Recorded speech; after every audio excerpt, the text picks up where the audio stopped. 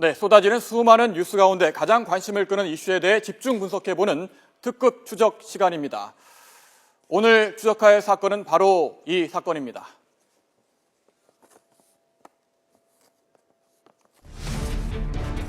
네, 우리 가족은 영원히 함께할 것이기에 인천 일가족 자살 사건의 당사자 13살 이무양이 남긴 유서의 한 구절입니다. 이무양의 어머니는 생활고 때문에 어쩔 수 없이 극단적인 선택을 했다고 유서에서 남겼습니다. 하지만 한 가지 의문점이 남습니다. 부부 명의로 된 아파트와 빌라 등이 15채나 있는 것으로 확인됐습니다. 어떻게 된 일일까요? 이번 사건의 전말을 알아보도록 하겠습니다. 우선 영상으로 보겠습니다. 생활고에 시달리던 일가족 3명이 숨진 채 발견된 건 지난달 30일. 방 안쪽에는 타다 남은 연탄과 유서 5장도 놓여 있었습니다.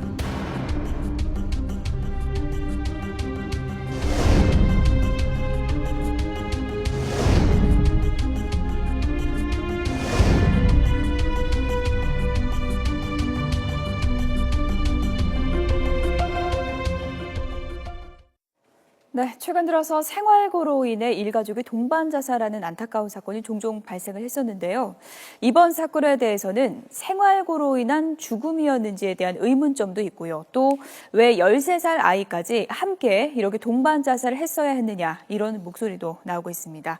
뉴스큐 특급 추적 백기종 전 수서경찰서 강력팀장 그리고 이수정 경기대 심리학과 교수와 함께 이 사건 좀 짚어보도록 하겠습니다.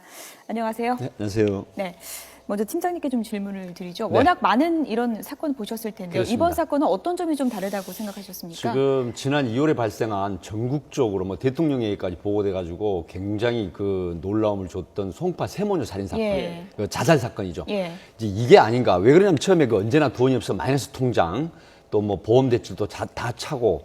그래서 이제 나락으로 떨어져 추한골 보기 싫다라는 이런 유서 내용이 이제 보도가 되면서 송파 세모녀 사건, 그러니까 빈곤이 주는 그런 사건이 아닌가 해서 안타까움을 자아냈는데 결국 경찰 수사를 해보니까 15채의 그 경매로 낙찰받은 주택을 가지고 있었거든요. 근데 문제는 부동산에 투자를 하면 전문가 입장에서 어떤 재테크의 어떤 그 논리적인 그런 걸 잘 이해득실을 따지고 해야 되는데 막연한 욕심을 내서 그다음에 이제 9억 건저당 그리고 돈을 빌려서 주택을 경매를 낙찰을 받았는데 이 부분이 굉장히 경제적으로 어려움을 줬던 것 같아요. 네. 그래서 결국은 그 일가족이 모두 자살을 하는 이런 끔찍한 사건이다. 그렇게 지금 보고 있습니다. 예, 사건 현장에 13살 딸, 네. 여중생이죠. 중학생 딸과 어머니의 유서가 발견됐습니다. 저희들이 이 내용을 보고 정말 가슴이 먹먹해지는 분들이 많다는 걸 느낄 수가 있었는데 유서 내용을 보고 이야기를 나눠보도록 하겠습니다. 네. 어머니의 유서입니다. 마이너스 통장을 쓰며 살다. 끝내 마이너스 인생으로 간다. 보험 대출도 다 찾고 나락으로 떨어졌다. 이런 유서를 남겼습니다. 네. 딸의 유서입니다. 그동안 아빠 말을 안 들어 죄송하다. 나는 엄마하고 있는 것이 더 좋다. 그리고 우리 가족은 영원히 함께할 것이기에 슬프지 않다. 이런 내용이었습니다. 네. 네. 유서 내용을 보면 말이죠. 정말 가슴이 먹먹해지는 게 사실인데 생활고다. 맨 처음엔 이렇게 생각했는데 좀 더 사건을 알아보니까 그 이면에는 다른 스토리도 숨어 있었습니다. 저희들이 이 사건의 전말을 하나하나 짚어보도록 할까요? 네. 의문점을 좀 짚어보도록 하겠습니다. 저희가 이제 2가지로 좀 요약을 해보겠는데요. 특급 추적, 이번 사건에 대한 의문점 2가지를 저희가 판넬을 통해서 준비해봤습니다. 확인해 보도록 하겠습니다. 네, 먼저 첫 번째 의문점을 보겠습니다. 네, 생활고라는데 보유한 집이 15채다. 네. 처음에는 생활고인 줄 알았는데 그렇습니다. 보유한 집이 15채라고 하니까 아닌가? 어떻게 봐야 되나? 이런 시각들이 이제 많이 나온 것 같은데 어떻게 봐야 될까요? 지금 그 경매로 낙찰받은 경찰 수사를 보면 경매로 낙찰받은 집이 이제 빌라하고 뭐 단독주택 15채로 나오잖아요. 근데 지금 조사를 해보니까 건저당이 9억이 설정이 돼 있어요. 예. 그럼 이게 대출을 받으면은 은행권이나 제2구민권에 대출을 받는다든가 또는 또 경매로 빨리 받아서 전매를 한다든가 하는 그렇게 되면 사채를 쓰는 수도 있거든요. 그럼 여기에서 매달 갚아야 되는 돈이 말도 못하는 그런 엄청난 부담을 주는 거거든요. 예. 이제 이게 계속 돌려막기식으로 하다가 결론은 돌아오는 그런 그 금전적인 부담을 이기지 못하고 예. 그 마지막 길을 택한 게 아닌가 이런 예. 분석이 되고 있습니다. 부동산을 보면은 남편 명의로 11채가 있었고 부인 명의로 4채가 있었습니다. 말하신 대로 자기 돈으로 산 게 아니고 뭔가 대출을 받아서 계속 사면서 돌려막기를 한 게 아닌가 이렇게 추정을 해볼 수가 네. 있는 거죠. 일가족 죽음의 정말 두 번째 내용을 한번 볼까요? 네. 두 번째 의혹을 한번 보겠습니다. 네. 왜 동반 자살을 선택했나 이 부분인데요. 왜 어린아이까지 함께 이런 죽음을 선택했어야 했는가? 이 동반 자살, 우리나라에서 좀 많이 발생하는 사건이기도 합니다. 참 안타까운 일인데요. 네네. 어떤 심리로 이해를 좀 해야 될까요? 그래서 단순히 그냥 금전적인 압박으로 인해서 동반 자살을 하는 경우는 많지 않은 것 같고요. 문제는 그렇게 이제 경제적인 공공함에 빠지면 사람들의 정신 상태가 정상적인 범주를 벗어난다는 게 이제 이유인 것 같습니다. 예. 지금 뭐 여러 가지 그 경매와 돌려막기를 통해 가지고 그 어머니도 아버지도 굉장히 뭐 여러 가지 빚 독촉으로 시달렸던 것으로 보이고요. 그러다 네. 보니까 이 가정 내에서 일종의 어떤 뭐 절박감 같은 게 아이하고도 공유가 됐던 게 아닌가. 그리고 또 이제 이 어머니의 뭐 아버지가 이제 뭐 상당 부분 연락도 끊고 그랬을 가능성이 굉장히 높은데요.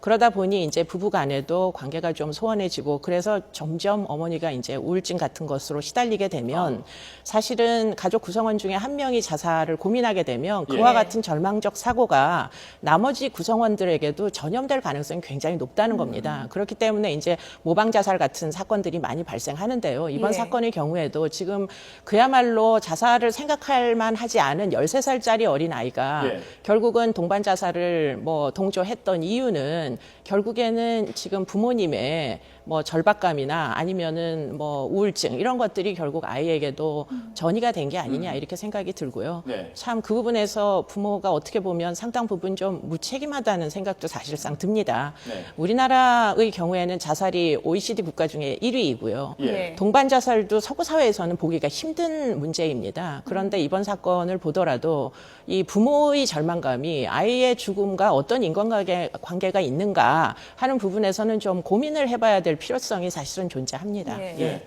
아무리 어리지만 자녀도 생명이 있고 존엄성이 있는 게 아니겠습니까? 그렇습니다. 동반 자살한다는 그 자체는 범죄로 불러도 되는 거 아니겠습니까? 어떻게 보십니까? 저는 개인적으로 비속살에 해당한다고 보입니다. 아이도 생명권이라는 게 있기 때문에 부모의 소유물이 아닙니다. 그렇기 때문에 부모가 자살을 선택할 때는 그것은 개인의 선택일 수밖에 없는데 그럴 때 아이를 같이 따라서 결국 예. 그와 같은 선택을 강요한다면 그것은 사실은 강요된 타살일 가능성이 굉장히 높죠. 네. 예. 백혜종 전 팀장께서도 이런 유사한 그런 네. 사건들을 많이 보셨을 텐데요.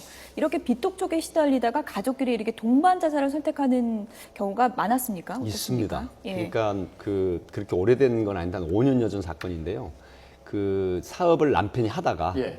이제 그게 한 1년 2개월 정도 사업을 하다가 이게 이제 부도가 나죠. 예. 그래서 사채를 쓰게 됩니다. 근데 그 사채를 처음에 부인하고 의논을 하지 않고 쓰다가 그 집이 부인 명의로 돼 있었어요. 근데 결국 나중에 남편이 부인 모르게 동의 없이 이조를 해가지고 그 집을 저당을 또 잡히죠. 예. 근데 나중에 찾아오기는 누구 찾아오냐면 사채 그 업자들이 부인을 찾아와요. 예. 근데 그때 그 여자 아내가 37세였고 아이가 지금 7살 된 애였거든요. 예. 아. 그런데 동반 자살을 해버려요. 투신합니다, 그게. 근데 결국은 남편이 나중에 그걸 알고 6개월 후에 남편도 결국은 그 예. 극단적인 선택을 택한 사건인데 결국 사채업자들은 전부 구속을 했지만 이런 부분들이 정말 그 이수정 교수님 말씀하셨지만은 정말 아이 생명권 존중하지 않고 부모의 잘못을 아이한테 전이시켜서 예. 같이 동반 자살하는 예. 이런 일이 예. 정말 있어서는 안 된다. 예. 그런 생각이 들었습니다. 어머니의 유서를 보면은 마이너스 통장을 쓰다가 마이너스 인생을 간다. 뭐 이런 말을 남겼어요. 대출에 시달리다가 결국 마이너스 통장에 의존하게 되는 현실 어떻습니까? 요즘 기사를 보면 특히 여성들 많은 대출을 쉽게 받기 때문에 여성 또 젊은 이들 대출에 시달리고 빚에 시달리는 경우가 너무 많지 않습니까? 그렇습니다. 뭔가 이게 사회적으로 규제가 있어야 되지 않겠습니까? 어떻게 보시는지요? 지금 그래서 그 사채업에 대해서는 그 39%의 연료를 넘기지 않도록 하는 그런 법이 지금 시행되고 있고 예. 대법과 관련해서 예를 들어서 뭐 부당한 채무, 독촉이나 이행 이런 거에 대해서 강력한 지금 처벌을 하고 있거든요. 각 경찰서 진흥팀이라든가 이런 수사 파트에서도 기획 수사를 하고 있고 그렇지만 독보적처럼 일어나는 그런 유혹 그러니까 지금 가장 그 사채를 많이 쓰는 대부업을 많이 이용하는 사람이 30대와 40대 초반이라고 합니다. 예. 그런데 이 사람들이 남녀를 불문하고 가장 열심히 일을 하고 해야 되는데 가끔 도박이라든가 어떤 향락이 빠져가지고 예. 쓰는 경우도 많다. 이게 결국은 가정도 파탄내고 직장도 파탄내는 나중에 극단적인 선택까지 하는 이런 게 있기 때문에 예. 지금 그 사회적인 안전망이라든가 이런 시스템이 뭐 예. 수사기관에서도 열심히 해야 되지만 예. 또 내부에서 지자체라든가 이런 데서도 예. 상당히 엄격한 단속을 해야 된다. 네. 이렇게 보고 있습니다. 뭐 빚 때문에 이렇게 극단적인 선택을 하는 경우가 이제 계속 늘어나고 있고요. 경제가 이제 어려워질수록 이런 일들이 이제 많이 일어나게 되는데요.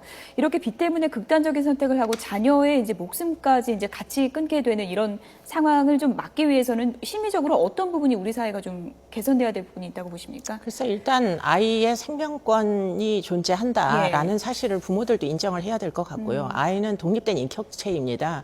그렇기 때문에 본인의 의사결정을 본인이 스스로 할 권리가 있는 것이기 때문에 부모가 아이에게 어떠한 지금과 같이 이런 절망적인 악영향을 끼쳐서는 안 될 것이라고 보이고요. 간혹 이럴 때 부모들이 유서에 뭐 책임을 진다 아이를 이렇게 이제 표현을 하는데 그런 건 굉장히 잘못된 생각이라고 그렇죠. 할 수 있죠. 그러니까 네. 아이를 일종의 본인의 소유물 정도로밖에 생각하지 않기 때문에 예. 그것을 책임이라고 부를 수가 있는 겁니다. 그러나 사실상 아이는 아이의 생명권이 독립되어서 존재합니다. 그렇기 때문에 부모가 아이에게 그와 같은 것을 강요할 수는 결코 없는 것이고요. 제가 한마디 지금 보태자면 지금 사실 파산 신청을 할 수가 있습니다. 파산 신청. 그렇죠. 부모가 여러 가지로 경제적 어려움에 빠지면 가서 파산 신청을 하면 아이는 사실은 지금 여러 가지로 아동 보호 복지 시설들이 있기 때문에 네. 그렇게 해서 아이의 생명권은 국가에 의해서 보호받을 수 있는 기회가 틀림없이 존재합니다. 예. 그렇지만 지금과 같이 이렇게 더 이상 통로를 찾지 않고 본인이 자살하는 선택을 아이에게 결국 강요하는 이런 일은 사실은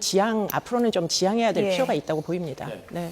백 팀장님 마지막으로요. 네. 이번 사건을 계기로 우리 사회에 어떤 이런 부분은 뭔가 필요하다. 이런 조언을 해주신다면 뭐가 있겠습니까? 그러니까 예를 들어서 경제적인 이유로 그 아이의 생명은 앞에도 말씀드렸지만은 사실 아이라는 건 부모가 가장 지상 최고의 그 존엄이거든요. 예. 근데 그 부모가 동반 자살을 암시하고 가자고 했을 때 아이가 얼마나 불안하고 심리적으로 예. 이태로운 생각을 하겠습니까? 예. 이런 부분을 정말로 사회 안전망에서 어떤 시스템을 개조화해서 지방자치단체가 적극적으로 찾아내서 송파 그 세모녀 그 자살 사건처럼 이러한 비극 또 인천의 그 일가족 자살 사건 같은 이런 일이 없도록 뭐 수사기관뿐만이 아니라 특히 이런 부분은 지방자치단체에서도 굉장히 신경을 써야 되고 뭐 사회보호 지도사라든가 이런 파트에서 관심을 높이 가져야 된다.